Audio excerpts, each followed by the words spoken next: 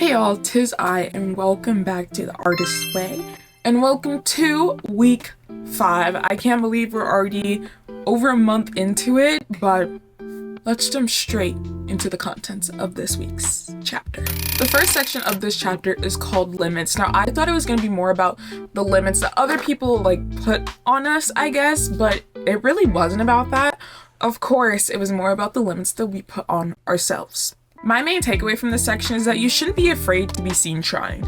I know that was personally something that I really struggled with, especially when I started making content. I was so afraid for people to see me trying and failing, or basically it just feels weird to be seen trying when you're not getting hundreds of thousands, millions of views instantly.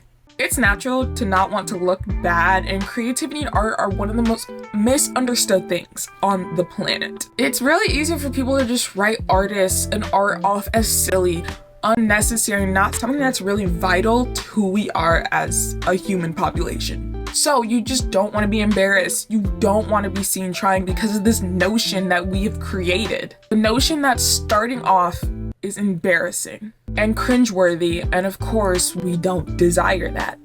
In fact, Cameron perfectly captures what we want, or more so, what we think we want. The desire to be worldly, sophisticated, and smart often blocks our flow.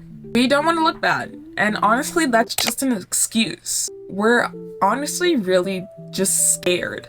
Any progress is made by leaps of faith, some small and some large. Basically, baby steps are still steps forward. You just really have to go for it. Basically, YOLO, dude. YOLO. Section 2 is called Finding the River, and while that may seem like, what the hell is that? Let me explain. This section talks about basically going with the flow. It's about letting yourself change and evolve and create and grow. Recovery is the process of finding the river and saying yes to its flow, rapids, and all. Cameron talks about how as you go through the book, the only way that you'll really start to feel unblocked and feel inspired and motivated again is if you give yourself the grace to change. And not only to let yourself change, but also actively participating in your own change. Finding silver linings, finding beauty in the small things, etc., etc. The last section of the chapter is called The Virtue Trap, and you may be asking, again, Nala, what the hell is that? And honestly, I didn't know either, but this is how Cameron defines it. We may even continue to produce creatively, but we are leeching blood from ourselves, vampirizing our souls. In short, we are on the treadmill of virtuous production and we are caught. Basically being nice. We try so hard to be nice and compassionate and understanding and adapting and changing ourselves for other people. We choose to nurture others over nurturing ourselves. We worry more about other people than us, and that's how you get burnt out so quickly. Many recovering creatives sabotage themselves most frequently by making nice. We don't want to change everything in the process of changing ourselves, and that's what really holds us back. We just don't want to be selfish because in our minds, putting ourselves first is selfish. But that's also not really a bad thing. You can't help others before you help yourself, but it really doesn't register in our brains like that. Afraid to appear selfish, we lose ourselves.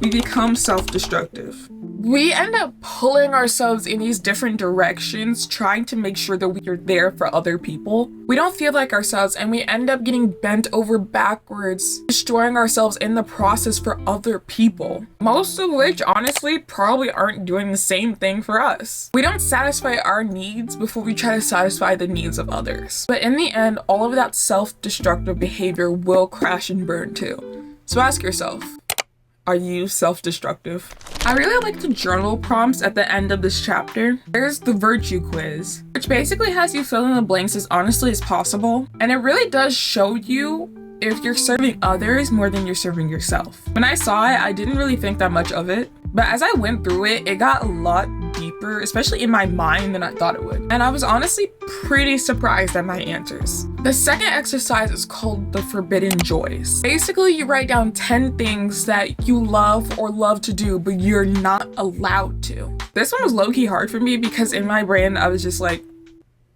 I can do whatever I want. What do you mean what I'm not allowed to do? But again, the more that I went through it, the more surprised I was at my own answers. Of course, you can write down things you actually can't do, but I found myself more writing down things I didn't feel like I was allowed to do. Like somebody told me I couldn't do it or I didn't have the resources or something. Basically, that mental block is sort of the only thing holding me back from actually doing it. The last one is called the wish list, and you quite literally write down 19 wishes. And again, it was a lot harder than I expected it to be, but then I kind of just felt like a little kid writing a letter to Santa again. Some of the things were small or trivial or whatever you want to call it, and some were lifelong wishes. It really did just feel good to kind of get it all out on the page, and who knows, it was probably helpful for manifestation or something.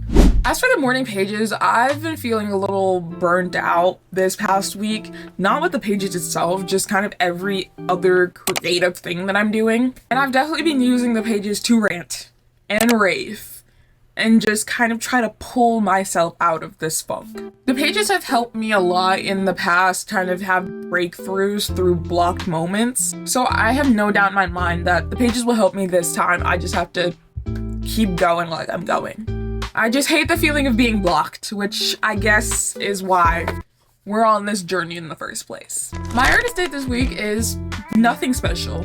I just decided to take a day. It was really rainy one day this past week, and I just decided to stay inside and watch movies because that is one of my favorite things to do on a rainy day, especially watching Harry Potter movies. But that was really just fun, just sitting inside watching movies while it's raining in my bed, cuddled up with snacks. Chef's kiss, truly. In conclusion, you have to be open and honest and protective of yourself. It's the only way this whole journey is actually gonna work and actually change your life.